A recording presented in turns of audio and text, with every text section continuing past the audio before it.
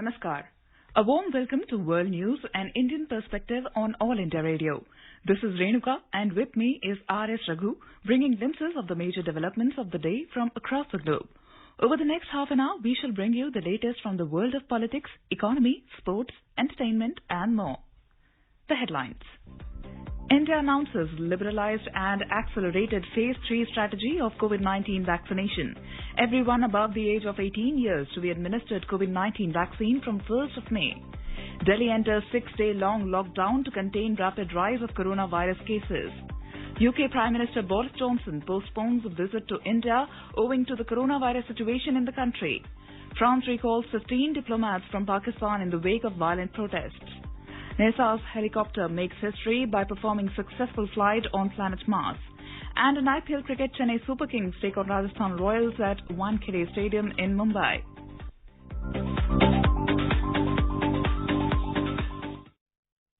As the number of COVID cases are on the rise again, we appeal to our listeners not to lower the guard, follow all the precautions, and all those above 45 years to get vaccinated without any hesitation. Stay safe and protected by following these 3 simple steps.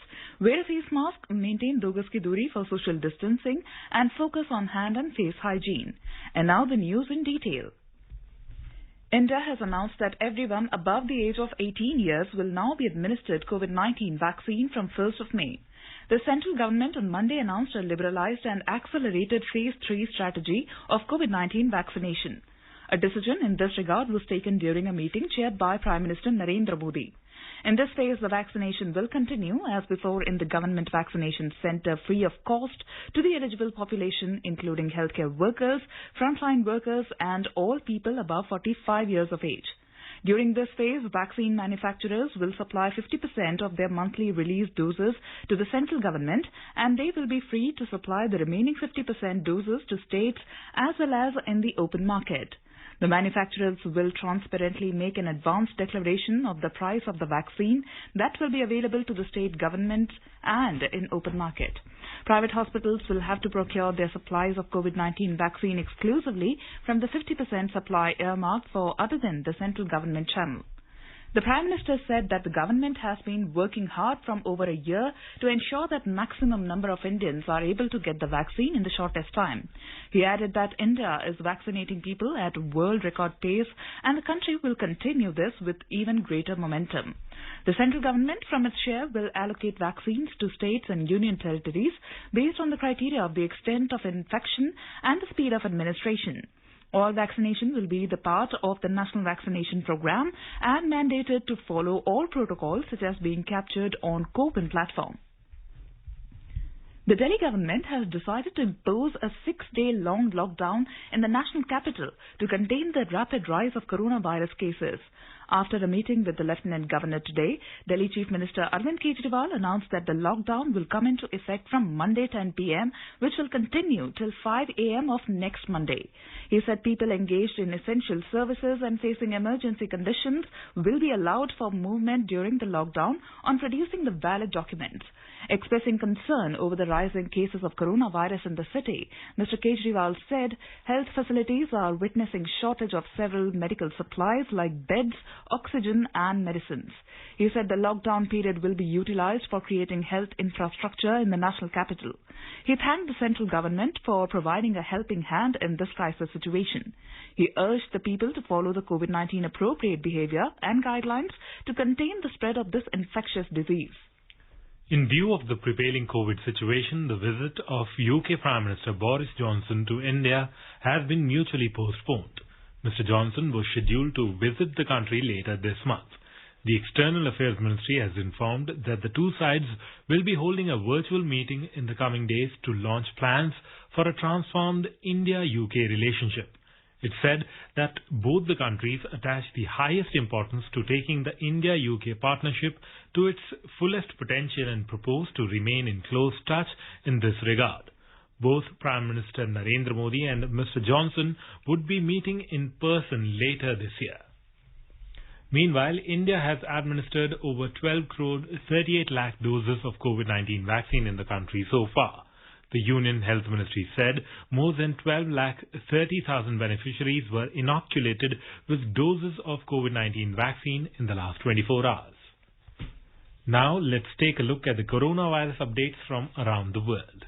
Hong Kong has announced the suspension of all flights connecting with India for 14 days starting tomorrow amid the rising number of COVID-19 cases in the region. The authorities have also suspended flights from Pakistan and the Philippines. This comes hours after Hong Kong had invoked a flight-specific suspension mechanism to prohibit the landing of flights operated by two airlines, including one Vistara flight from Mumbai. India has been witnessing an unprecedented increase in COVID-19 infections and has been adding more than 2 lakh positive cases for the past 3 days. Amid the continuing spate of record daily deaths due to COVID-19, the government of Bangladesh has decided to extend the ongoing lockdown for 1 more week.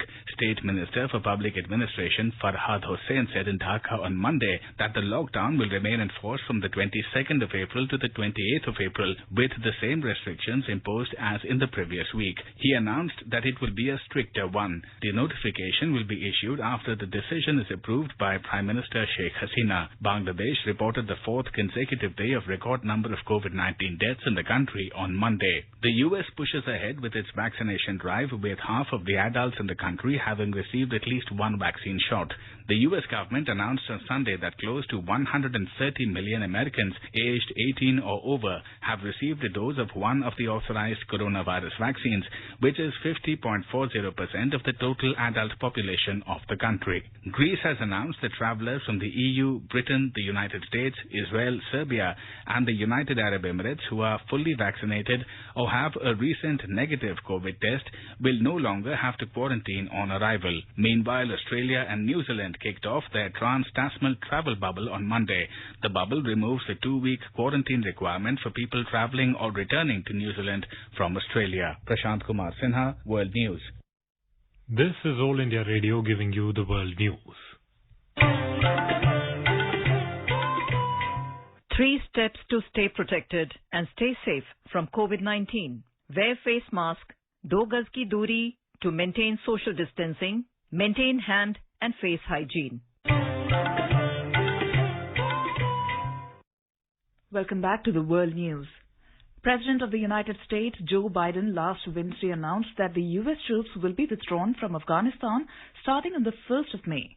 The withdrawal of foreign troops, which is expected to be completed by 11th of September and put an end to America's longest war in history. External Affairs Minister of India, Dr. S. Jaishankar, described the decision as a big step and reiterated India's stand that the peace process in Afghanistan should be Afghan-led and Afghan-owned. In today's Hotspot section, former Foreign Secretary Shashank is in conversation with journalist Nilova Roy Chaudhary to discuss the greater implication of the decision on Afghanistan, the region's peace and the larger geopolitical ramifications of the move.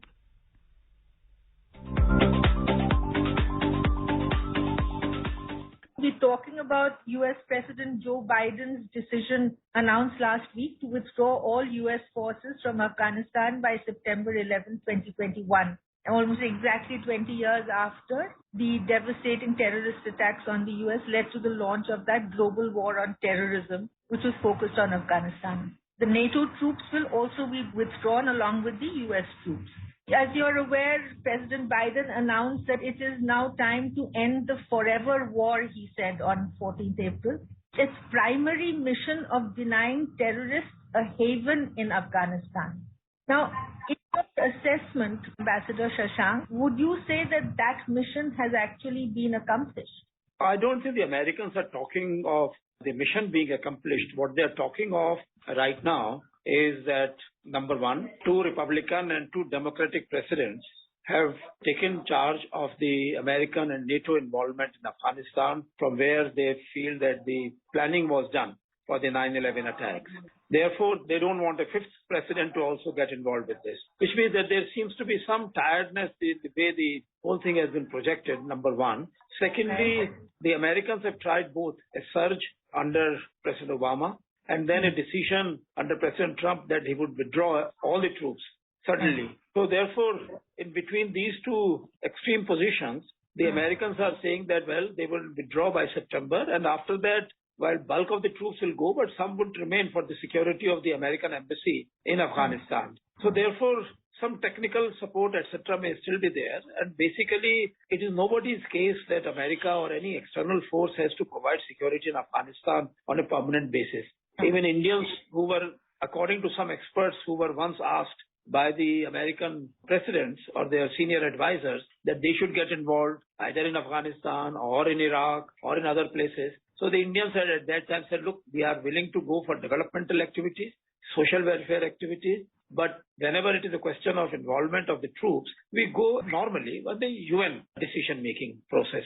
We don't do it on the basis of plurilateral or our own unilateral things unless there is something direct impact on India. So that we'll have to keep in mind that if there is a kind of consensus which develops in India that we need to increase our participation in peacemaking in Afghanistan, we can think of that.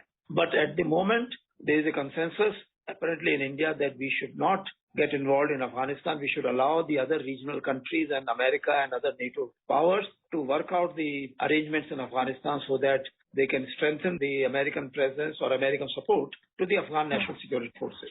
But Shashank sir, the point is that this decision would seem to indicate that there is no possible military solution and that Taliban cannot really be sort of vanquished militarily, as it were. So they have to be perforce included into any kind of peacemaking process for the future of that country. Now, does this mean that, for India, the Taliban has always been a very difficult sort of entity with which to try and go into any business. So for India, which is going to be taking part on the April 24th Ankara meeting, what exactly does this really mean? The Taliban is calling the shots to some extent. They're saying they will not attend the Ankara meeting till the foreign troops are all out. But if they do attend, it isn't really the best of news for India, at least. Well, quite right.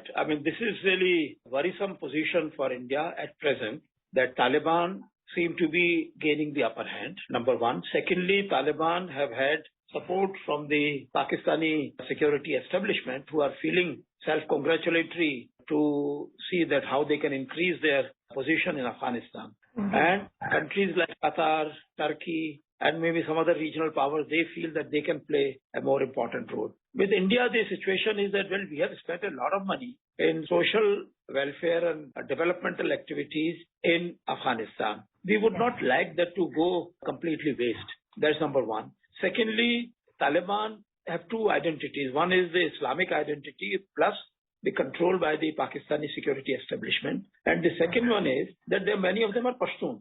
And Pashtuns generally don't have, if you find the general public in Afghanistan, they have very sympathetic and friendly feelings towards the Indians. So it is not that as such they are anti-Indian. But the point is that when it becomes a combination of the Taliban and Islamic forces, plus whatever support they get from the other Islamists elsewhere and the Pakistani security establishment, then they try to do this. So we have to put pressure on Pakistan to behave in a more responsible manner. Secondly, we have to work along with the other regional countries to make sure that Taliban, or there are supposed to be over 22 groups which are fighting in Afghanistan for control over different parts of the Afghan territory. So we have to just make sure that they all try to behave more responsibly and do not keep Afghanistan unstable all the time.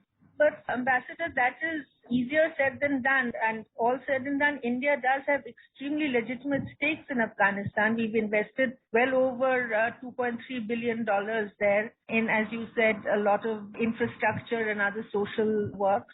And we do have, on average, the Afghan has a good impression of India and is favorably inclined. But Pakistan, as you rightly said, has been constantly trying to be inimical to India and trying to keep it out of Afghanistan in any which way. We were also the first country to have the strategic partnership with Afghanistan, as you know. Not only strategic partnership with Afghanistan, but also we developed a trilateral partnership with Afghanistan and Iran. And the Chabahar port and the infrastructure linkages going up to Afghanistan and beyond into Central Asia, they were all developed, and we got a special dispensation from the Americans that there will be no sanctions imposed on this infrastructure connectivity despite whatever their LISA or ISA Act is there in the American Congress against Iran. Therefore, we have a real I mean, we must work hard on this. It's not an easy situation. We have many people in India who have personal friendships with people in Afghanistan. And we must try to build up on those friendships. Then we have friends in many of the countries in the Gulf and in Central Asia. We should build up on these friendships. And we cannot make out a case that Americans have to stay there permanently. I mean, that would be a very weak position to be taken by a country like India, that a foreign country should keep permanently control over the sovereignty of Afghanistan. Therefore, we have to give the primary role to Afghanistan. Then the regional countries have to come together to make sure that Afghanistan, whatever achievements have been made, particularly, let's say, in their democratic processes, particularly for their women education, their women getting into the various activities, social and official activities. So I think there should not be reversal on all that. No, I completely agree with you, and I appreciate what exactly it is that you're saying, Ambassador. But the point is that if so many rounds of talks, I mean, as far as I'm aware, there have been 23 rounds of separate talks and all that were happening between the various groups led by the United States in that effort. Despite all of that, the Taliban and the inter-Afghan conversation has not really even begun per se. So what will really make that change? I mean, the Afghan defense minister was in Delhi last month, and he was fairly candid in saying that President Ghani is absolutely adamant that there have to be elections first, and then there would be any other processes of dialogue and resolution. And the situation today is different from what it was 20 years before. But the Taliban does not seem to accept that. So why would they now want to change, especially since they see this as a possible victory with the United States declaring it will leave? Well, that is true that the Taliban feel it's a victory for them. That kind of a victory is a Pyrrhic victory. It will not help them at all. And Afghan people also are staunchly nationalistic people, number one. If you recall that originally when Pakistan was to be given recognition in the United Nations, the only country which did not agree to do that was Afghanistan. And we have to keep those things in mind. I think there is a feeling in India that really we cannot allow Indian security interests to be jeopardized in any way. And therefore, we have taken a view that there are no good negotiators and no bad Taliban. So I think we need to build also linkages with the various people. The government may not be able to do that straight away, but I'm quite sure that we must be having many academics, many journalists, many other people. And also we have many of the people of Indian origin living in different parts of the Gulf and other places. We need to work through them. And then we have many friends, really in this region. In Afghanistan, if you remember that the Northern Alliance, along with Iran and India and Russia at one time, had been able to create the situation for a democratic form of government in Afghanistan. Later on, we withdrew and gave priority to the NATO and the United States. Ambassador, as you said, the Gulf countries, the regional countries have been very active even in the background. And in fact, today, External Affairs Minister Jaishankar is in Abu Dhabi, as is the Pakistani Foreign Minister. And there are reports that the two of them are likely to be in a meeting sort of brokered by some well-wishing third parties like the United Arab Emirates. Is Afghanistan, do you think, a core issue of what they will be talking about in these discussions? I don't know really, because these are discussions which have not been confirmed by either the Pakistan side or the Indian side. The UAE is the only one which has said that they are trying to work behind the scenes to bring about a dialogue between India and Pakistan. That if this dialogue takes place, it must include the issue of no terrorism in India, no terrorism in Kashmir, and then of course Afghanistan, because we have seen all these people who have moved, terrorists who have moved from Middle East, they are trying to move into South Asia and Southeast Asia. And therefore, it's an extremely important thing where Americans can simply say that, all right, there are so many thousands of kilometers away from Pakistan that Pakistan made a fool of them and collected billions of dollars. But UAE is nearby, Saudi Arabia is nearby. They cannot allow to do this. They have already withdrawn their assistance programs to Pakistan. So I think they are in an important position to use their leverage on Pakistan. The other problem is, of course, as you said right at the outset, the basic problem, even the CIA director, William Burns, has sort of accepted that the U.S. withdrawal will come with a significant risk that groups like ISIS or Al-Qaeda might again try to rebuild their presence in Afghanistan. And for them, plot attacks against U.S. interests. But for us, it's very worrisome, because if Afghanistan descends into that kind of chaos, the spillover effects in our region, I mean, not only into Pakistan, but legitimately into maybe places like Kashmir and all that in India is a huge worry.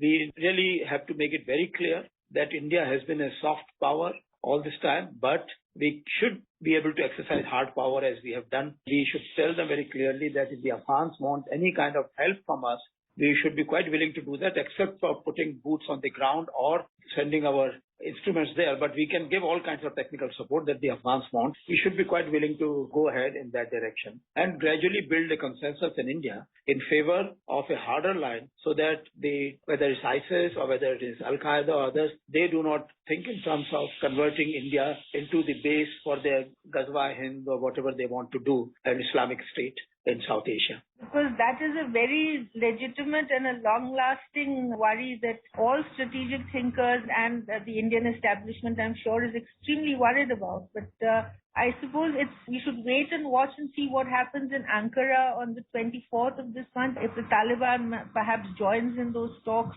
are you at all hopeful that there will be some forward movement? Well, for the time being, they are doing their shadow boxing kind of thing. They are asking the Americans to leave by May. So still, maybe it's a bit too late for them to continue asking for this demand needs to be revised, first of all, and then they can talk about something which is more reasonable. I think they are perhaps trying to extract as many concessions as possible from the Americans. So the domestic situation, America makes it necessary for them to withdraw one way or the other. So then I suppose the situation continues to remain very, very sort of uncertain, and we're not sure looking ahead what exactly is going to happen. I guess this is one of those situations where India doesn't really have too much to do but to wait and watch. Would you agree with that, Ambassador? I will agree with that. Only thing is that we don't want Americans, as they had tried to build a kind of a dialogue between India and Pakistan for Afghanistan and Kashmir, that we don't want them. So without that kind of a scenario, we can think in terms of the direct impact on the Indian security. And for that, if we have to carry out any kind of dialogue with the neighboring countries or with USA or NATO powers and all that, we should be quite prepared to do that. And we should also bring into this calculation this new Quad formula that we are thinking of as to what does it mean for us. I mean, if you are thinking only of maritime security, does that mean security for India also? Does it mean security only for some American allies in that region, in this South China Sea area? I think we've sort of come up today with as much as we can. We'll thank you so very much, Ambassador Shashank. Thank you.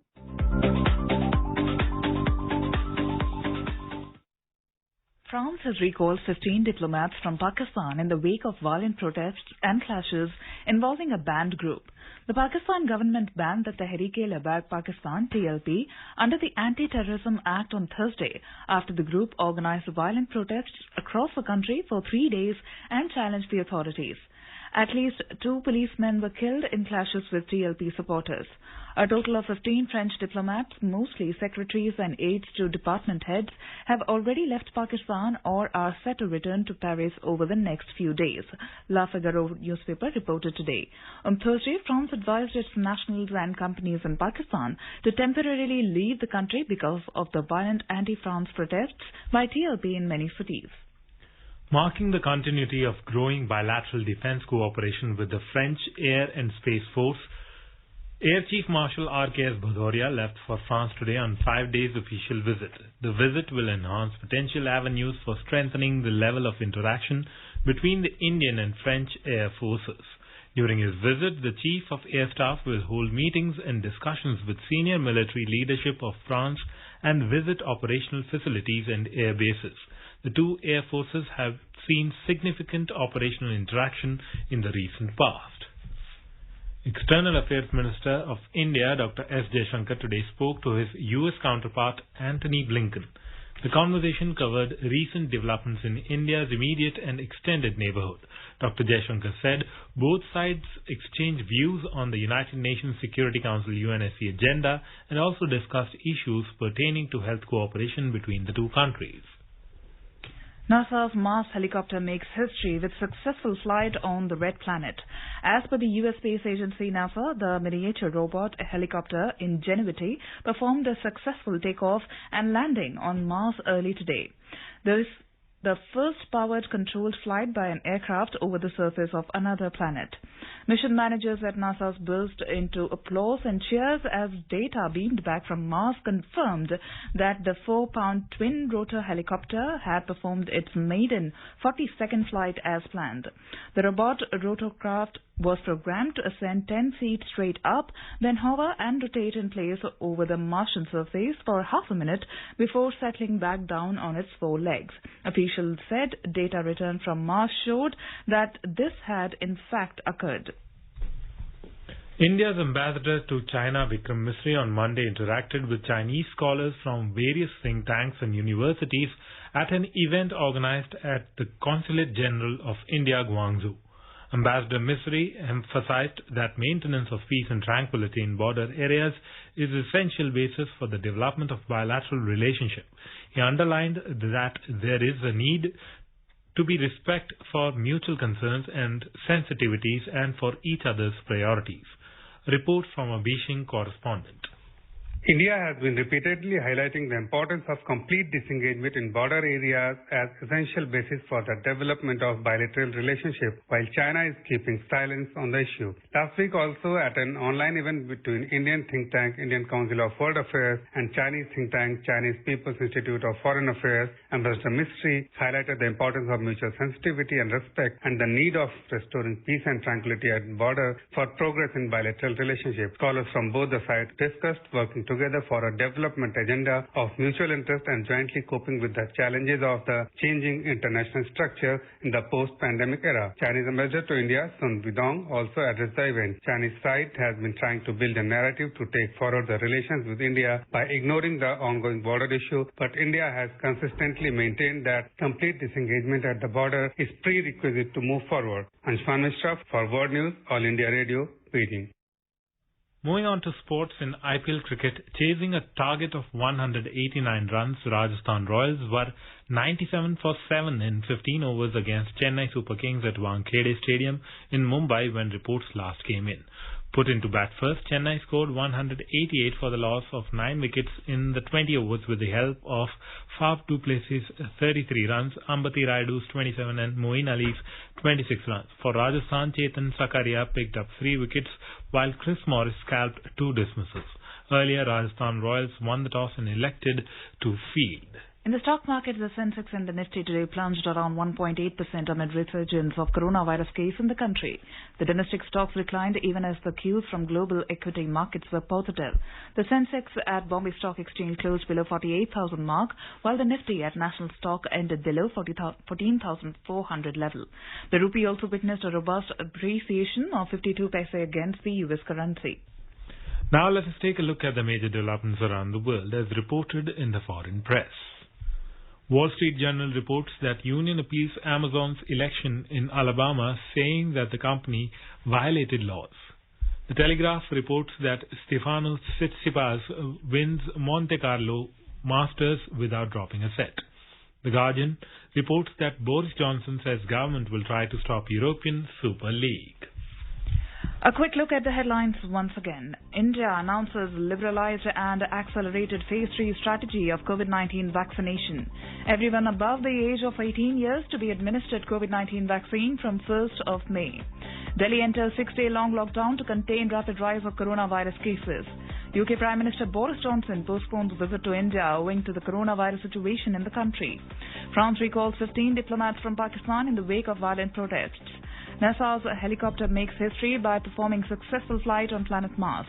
And in IPL cricket, Chennai Super Kings take on Rajasthan Royals at the Wankhede Stadium in Mumbai. India is celebrating the 151st birth anniversary of Mahatma Gandhi.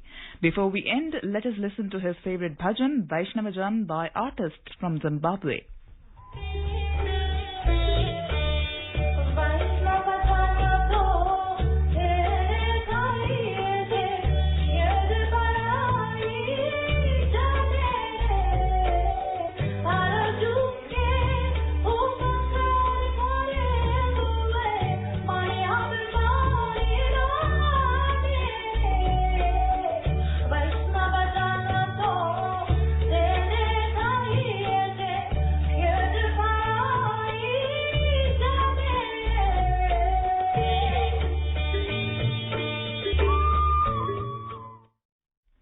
And with that, we end this bulletin. We'll be back at the same time tomorrow with the next edition of World News.